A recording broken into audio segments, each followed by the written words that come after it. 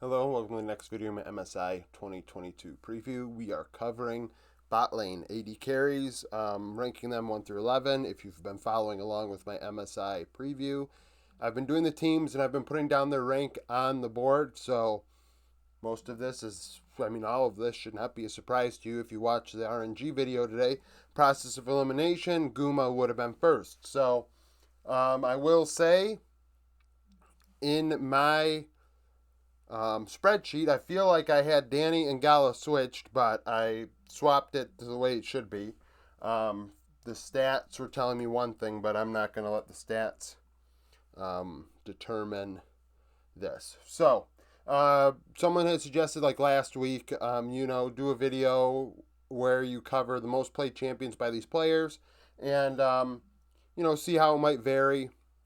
And that's what I did here. Now, like mid lane and jungle, it's pretty standard for most of these players. They all played pretty much the same thing. The meta was well established. Jinx, Aphelios, I believe. If you didn't watch my cumulative spring split matchup video where this idea was born from, you'll see that Jinx Aphelios happened, I think, over 350 times. And then the next highest matchup only happened like 80 times. So, like, Jinx Aphelios is on everyone's board. And if it's not, that's when I really am going to make a note. Then you have a little bit of Zaya and a little bit of Zeri, depending on region. In Guma's case, though, Caitlyn was the third most played champion for him. So the only person to have Caitlyn on their board, he played a lot of Caitlyn. And that's interesting. Caitlyn was also banned a lot against him, and that's kind of a spoiler for the video I'm going to do. Either I'm probably going to do it, what's today, Wednesday, so I'm probably going to do it Friday because I have 2 videos already planned for tomorrow, T1 and support rankings, and then Friday I'll do that video where I'm going to go over like pocket picks that only we saw one team get banned out on. So Guma played a lot of Caitlyn. Gala, standard Aphelios, Jinx, Zeri. Danny, the same thing, just a different order. I mean, it's whatever. Flakked played Zaya instead of Zeri. I don't remember seeing him play much Zeri at all. Flakked, I will say, people are going to say, why is Danny third and Flakked fourth? I'm from NA. We're going to start with that. So I'm going to say there's a slight bias. But at the same time, Flakked was really low in kill participation. He just doesn't have that killer instinct that I think Danny does in team fights. And he plays really passively. And I think that that's a knock against him, to be honest with you. I think that he doesn't play aggressive enough. And I'll also say, because we're looking at this EGG2 Group C matchup coming, it's coming. And everyone's like, well, G2 has to take advantage of the EG bot lane. And it's like, well, yeah, but Flakked is not the type of player to do that. Oh, well, they got a kill against Fnatic or whatever. It's like, over the aggregate, like in team fights and everything else, Flakked just isn't very aggressive. Or at the very least doesn't get himself involved very much compared to everyone else. Now, 5th through 11th, there's going to be some discrepancies. People are going to say, why is X player where they are? This is all stat-based between 5th and 11th. I didn't watch any minor league, minor regions play. So I'm going to ruffle some feathers. Scouting reports are fine with me. I feel like a lot of people have kind of given me a vibe on Titan, but I will say that when it comes to Red Cannon and Titan, I feel like, how do I put it? So, like, on paper, he's one of your better players. It's just that I think that when push comes to shove, when you match him up against other people around the world, his farming isn't really there. And neither is his, getting his nose in there with kill participation and getting things done. And that's a problem. That's a problem. I know people are like, oh, well, he's smart. And smart players is not going to be a factor in this, which is a big deal. I mean, people can say, well, what about their decision making? That doesn't show up on a stat sheet, and it doesn't. That's why scouting reports are important. So Titan, 5th through 11th, honestly, I'm going to say could be almost in any order, depending on person. This is more stat-based. So, Udapon is 5th. Misfortune is in his trio of champions. He liked playing MF. MF is an option if people are going Zaya. MF is going to be a thing, and Udapon and Detonation Focus Me are a team I'm looking at as being a team that could finish is the top small region team in this tournament. Holy Phoenix is 6th. Holy Phoenix is the one player in the AD carry spot that I'm going to say is that X factor. I said it yesterday because I think it was Froggy was the X factor. And actually, after looking at the ban champions, like I just said, how I'm going to do a video about that in a couple of days, I underestimated Froggy. I'll be honest. Based on bans alone, obviously Froggy is better than, or he's very important to Saigon Buffalo, let's put it that way. So, Holy Phoenix. Lucian is his most played champion. Lucian, the only player on this board. If I'm Red Cannon and I'm PSG, I'm a little worried. You guys are close in terms of skill level. There's not a big gap there between those three teams. And a Lucian Nami bot lane that plays Lucian Nami often out of nowhere could be a problem for Red Cannons and PSG. So I would be watching out for that and watching out for the Wildcats. And that way, I think that he is the X factor, like Steel, like Froggy, and players like that. 5 Kid in 7th for Team A's. Similar champion pool. I don't think he offers much outside of what, he has the same exact champion pool as Flakked. He didn't play a lot of Zeri. Unified in 8th. I'll say Unified's probably underranked. I think Unified's pretty damn good.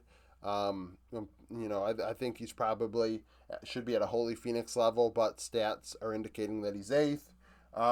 Similar champion pool to everybody else. Jinx, Aphelios, Zaya. We got Puma. Puma played Aphelios, Zeri, Misfortune. Not a lot of Jinx. A young AD carry out of Australia. We'll see what he can do if he can put his name out there. There's a lot of AD carries from Oceania in the LCS. This is an opportunity for the Oceania squad, Team Order, to really make a case to get into a major region given the import rules. So MF, an option similar to Utapon. Titan 10th, like I said. Titan has limitations, I believe, at least on a level when it comes to the numbers. I will say Ezreal is a thing. Ezreal is an option for him. He didn't play a lot of Ezreal, but he's a pretty good Ezreal. So if they want to pull out Ezreal Bard, because I'm pretty sure if I recall the video, when I did there's another video where we came up with the Bard. Oh, the patch recap.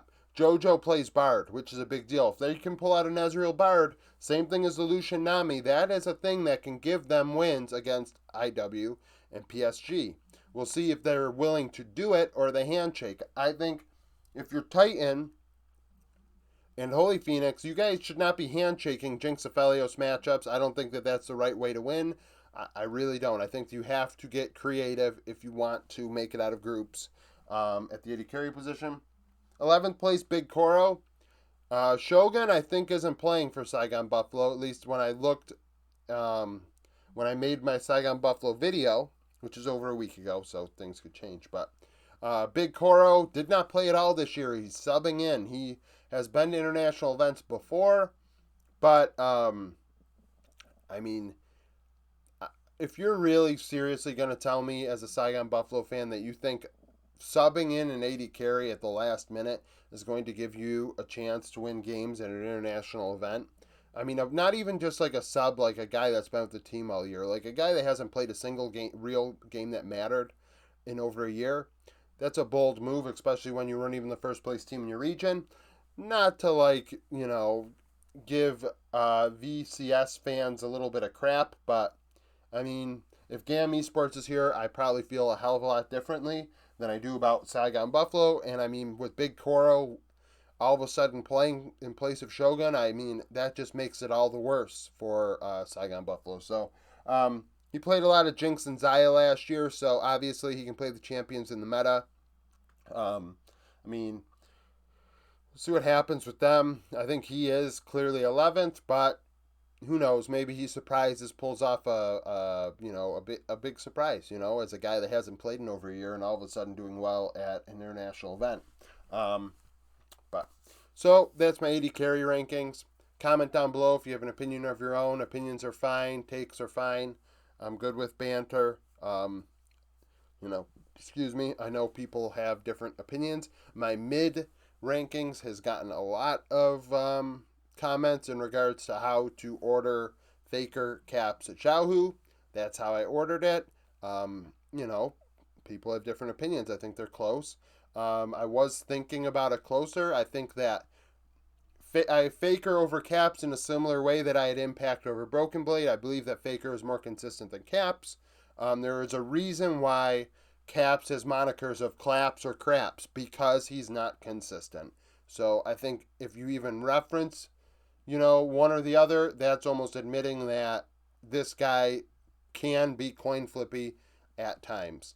Um, People want to talk about international events with those three. Internationally, at least based on a quick glance, I mean, I might be missing something, but they've played against each other only in Worlds 2017 and 2019, and Faker has the winning record out of the three. Caps is 500, and Xiaohu is, I think, 5-6. I think it's 6-5, 4-4, 5-6. Could be wrong. Like I said, I did only 5 minutes of research, so that could be very well wrong. So just going in the past there, but that's kind of my vibe right now. Subscribe to the channel if you want daily League of Legends content. Like the video if you liked it, and come back tomorrow for what will be T1 and the support rankings. Thank you for watching.